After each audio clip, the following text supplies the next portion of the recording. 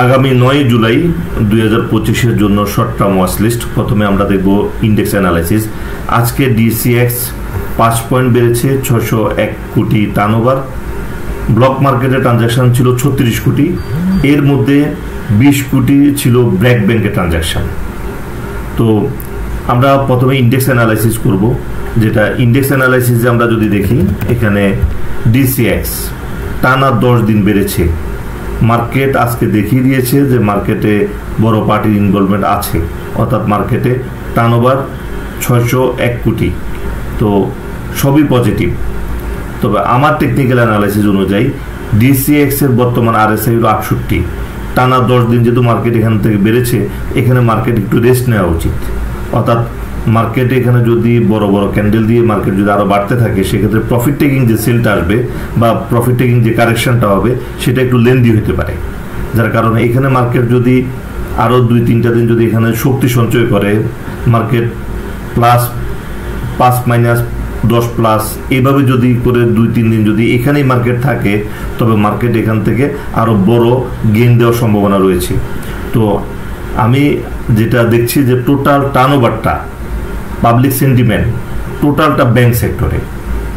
তো ব্যাংক সেক্টরের মুভমেন্ট হবে, সেটা ভলিউম এবং চার্টের যে প্যাটার্ন, সেখানে সুস্পষ্ট যে ব্যাংকের মুভমেন্ট হবে। তবে এর ফাঁকে যে 2-3টা দিন, যেটা আমার কাছে মনে হচ্ছে 2-3টা দিন এখানে মার্কেট হয়তো স্টে করতে পারে, সেই অনুযায়ী মনে হচ্ছে যে ইন্স্যুরেন্স সেক্টরটাকে আমি আজকে ফোকাস করেছি বেশি আমাদের ওয়াচ লিস্টে। তো প্রথমে আমরা দেখব আমাদের ওয়াচ লিস্টে কোন কোন শেয়ার আছে। তো প্রথমে আমাদের ওয়াচ লিস্টে প্রথমে দেখব Jamuna Bank. Jamuna Bank 15,77,000 volume, 17 টাকা 60 পয়সা ক্লোজিং। এই শেয়ারটার ভলিউম বা কিংবা মুভমেন্ট এখনো শুরু হয়নি, তার জন্য এখানে নিয়ে এসেছি যে ওয়াচ লিস্টে এখানে হয়তো একটা মুভমেন্ট আসার সম্ভাবনা রয়েছে। এরপর আমরা যেটা দেখব উত্তরা ব্যাংক, 20,96,000 ভলিউম, 21 টাকা 70 পয়সা ক্লোজিং। উত্তরা ব্যাংকেরও মুভমেন্টটা ওইভাবে হয় নাই যেভাবে অন্যান্য ব্যাংকের মুভমেন্টটা শুরু হয়েছে। তো উত্তরা ব্যাংকের এখানে র্যালি, আমার মনে হয় যে এখানে বড় র্যালি রয়েছে। তো এখানে যদি ভলিউম কন্টিনিউ করতে পারে, তো চার্টের পজিশন অনুযায়ী মনে হচ্ছে যে এখান থেকে বাড়ার সম্ভাবনা রয়েছে। এরপরে আমরা দেখব যে আজকে রাতে আমাদের একটা ফ্রি লার্নিং সেশন আছে রাত 9:30 থেকে, এবং আগামীকাল আমাদের আরেকটা কোর্স শুরু হবে রাত 10টা থেকে, অর্থাৎ 9 জুলাই থেকে 13 জুলাই পর্যন্ত এই 5 দিনের আরেকটা কোর্স শুরু হবে রাত 10টা থেকে। তো অলরেডি বেশ কয়েকজন কোর্স ফি জমা দিয়েছেন, আর আপনারা যারা কোর্স করতে আগ্রহী তারা আপনারা কোর্স ফি জমা দিয়ে দিবেন। এরপরে আমরা যে সেক্টরটা দেখব সেটা হলো যে ইন্স্যুরেন্স সেক্টরের কিছু শেয়ার দেখব। সেখানে আছে হলো কর্ণফুলী ইন্স্যুরেন্স। কর্ণফুলী ইন্স্যুরেন্স এখানে 6,44,000 ভলিউম, 26 টাকা 30 পয়সা ক্লোজিং। চমৎকার এমএসিডি, আরএসআই, ভলিউম, চার্ট সবই ফেভার করে যে এই শেয়ারের মুভমেন্ট হওয়ার জন্য কর্ণফুলী ইন্স্যুরেন্স। এরপরে দেখব হলো কন্টিনেন্টাল ইন্স্যুরেন্স, 6,09,000 ভলিউম, 23 টাকা 90 পয়সা ক্লোজিং। এটারও এমএসিডি খুব ভালো পজিশন, চার্টের পজিশন ভালো, ভলিউমও ভালো, অর্থাৎ মুভমেন্ট করার মতো অবস্থায়। যার কারণে আমার কাছে মনে হচ্ছে যে ইন্স্যুরেন্স সেক্টরটার হয়তো 2-3 দিন এখানে একটা মুভমেন্ট থাকা উচিত। আর ব্যাংকগুলো যেহেতু টোটাল পাবলিক সেন্টিমেন্ট, বড় পার্টি ইনভলভমেন্ট টোটাল ব্যাংকে চলে গেছে, তো এখানে ব্যাংকের যে একটু প্রাইজিংটা হয়েছে, আমার মনে হয় এখানে 2টা দিন স্টে করলে ব্যাংকের মুভমেন্টটা আরও জোরালো হবে। তো এরপর দেখবো হলো প্রভাতী ইন্স্যুরেন্স। প্রভাতী ইন্স্যুরেন্স 76,000 ভলিউম, একদম লো ভলিউমের শেয়ার, 28 টাকা 90 পয়সা ক্লোজিং। এই শেয়ারটা নিয়ে আসা হচ্ছে চার্টের পজিশন অনুযায়ী এবং ইন্স্যুরেন্স সেক্টরকে কেন্দ্র করে, যে ইন্স্যুরেন্স সেক্টর বাড়তে পারে এই জন্য নিয়ে আসা। এরপরে দেখব হলো SIPLC, অর্থাৎ হলো সেনা ইন্স্যুরেন্স। এটা 86,000 ভলিউম, 44 টাকা 30 পয়সা ক্লোজিং। এই শেয়ারটা নিয়ে এসেছে, এটা একটা লং টার্মের জন্য একটা ভালো শেয়ার হতে পারে।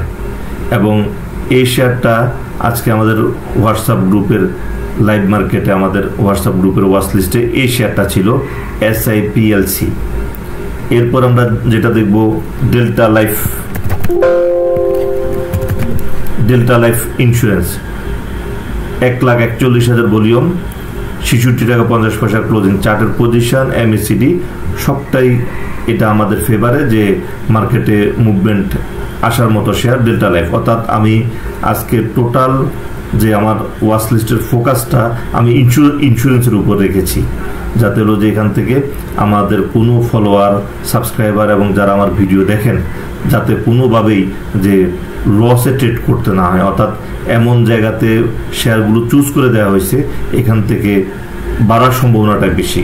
মার্কেটে যে কোনো সময় যে কোনো কিছু ঘটতে পারে, মার্কেটে ফলও করতে পারে, তবে আমি যে ওয়াচ লিস্টগুলো দিচ্ছি সেগুলো যথেষ্ট অ্যানালাইসিস করে দেওয়া, অর্থাৎ এখান থেকে লস হওয়ার সম্ভাবনা একেবারে কম থাকে। অর্থাৎ আমি এমনভাবে ফিউচার প্ল্যানিং করে দিচ্ছি, অর্থাৎ হলো মার্কেট আমার যে হিসাব অনুযায়ী যে মার্কেটে টোটাল পাবলিক সেন্টিমেন্ট এবং বড় পার্টির ইনভলভমেন্ট ব্যাংক সেক্টরে, ব্যাংক 2-4 দিন বেড়েছে, এখানে ব্যাংকটাকে একটু স্টে করা উচিত। এই চিন্তা থেকেই আমি আজকে ইন্স্যুরেন্সে আমি ফোকাস করেছি। অর্থাৎ হলো 2 দিন এখানে যদি ইন্স্যুরেন্স, যদি মার্কেট যদি ইন্স্যুরেন্সে থাকে, এরপর আবার ব্যাংক শক্তি সঞ্চয় করে তার গতিটা আরও বৃদ্ধি করতে পারবে। কিন্তু এখানে যদি ব্যাংক যদি একটু বেশি বেড়ে যায় তো তবে দেখা যাবে যে এখানে যে প্রফিট টেকিং কারেকশনটা সেটা বেশি হয়ে যেতে পারে। তো সেক্ষেত্রে মুভমেন্টটা একটু স্লো হয়ে যেতে পারে, অর্থাৎ মার্কেটের যে স্বাভাবিক যে গতি, এই গতিটা একটু কমে যেতে পারে। তো সেক্ষেত্রে যেহেতু বিগত 10 দিন ইন্ডেক্স বেড়েছে এবং ইন্ডেক্সের RSI 68, সেক্ষেত্রে DXY এর RSI 68, সেক্ষেত্রে এখানে মনে হয় যে মার্কেটটা এখানে কয়েকদিন 3-4 দিন এখানে স্টেবল থাকা উচিত। অর্থাৎ খুব বেশি প্লাসও না, খুব বেশি মাইনাসও না। তখন গিয়ে মার্কেটের এখান থেকে যে শক্তি যে অর্জন করবে সেটা মার্কেট আরও পজিটিভ ট্রেন্ডে ভালোভাবে যাবে। অর্থাৎ মার্কেট তার দুর্বলতা কাটিয়ে উঠেছে, যে টার্নওভারের দুর্বলতা সেটা কেটে গেছে। এখন যেটা দরকার সেটা হলো যে মার্কেটে আমাদের ইনভলভমেন্টটা সঠিকভাবে হওয়া উচিত। অর্থাৎ হলো যেখানে প্রফিট হবে সেই জায়গাতেই আমরা এন্ট্রি দিব এবং প্রফিট টেক করে আবার ভালো জায়গাতে আমরা থাকবো, অর্থাৎ সেফ থাকবো। আমাদের পোর্টফোলিও যদি মাইনাস না হয়, ইন্ডেক্স অবশ্যই মাইনাস হবে না। আমাদের পোর্টফোলিও গেইন করলে, আমরা প্রফিট করলে ইন্ডেক্সও প্লাস হবে। তাহলে আমরা এমনভাবে ট্রেড করব যাতে আমাদের উইদাউট লস ট্রেড করব, সময় নিয়ে ট্রেড করব, 10 দিনে একটা ট্রেড করব, তারপর আমাদের প্রফিটেবল ট্রেড করব। আমাদের খুব বেশি প্রফিট দরকার নেই, কিন্তু আমাদের ইকুইটি যাতে নষ্ট না হয় এবং মার্কেট যাতে নেগেটিভ না হয় সেজন্য আমরা এইভাবে ট্রেড করব খুব সাবধানে। অর্থাৎ হলো উইদাউট লস ট্রেড করব এবং আমরা যেভাবে ট্রেড করবো যেটা হলো যে আমরা সময় নিয়ে ট্রেড করবো। অর্থাৎ একটা ট্রেড করতে আমরা 5 দিন 10 দিন ওয়েট করে ট্রেড করবো, তারপরও প্রফিটেবল ট্রেড করবো। এই অনুযায়ী আমাদের ওয়াচ লিস্টটা সাজানো। আর আপনারা যারা যারা হোয়াটসঅ্যাপ গ্রুপে জয়েন করেন তারা হোয়াটসঅ্যাপ গ্রুপে জয়েন করবেন, ভিডিওগুলো শেয়ার করবেন এবং পেজে অ্যাক্টিভ থাকবেন। এছাড়া কোর্সে অংশগ্রহণ করবেন। আশা করা যায় 5 দিনের কোর্সে আপনারা অংশগ্রহণ করলে আর কখনোই মার্কেটে লস দিতে হবে না। এবং এই কোর্সের পর আশা করি যে অন্য কোনো কোর্সও করতে হবে না। এই কোর্সটাকে এমনভাবে সাজানো হয়েছে, অলরেডি বেশ কয়েকজনে কোর্স ফি জমা দিয়েছেন। আগামীকাল রাত 10টা থেকে আমাদের কোর্স শুরু হবে, আপনারা সবাই কোর্সে অংশগ্রহণ করবেন।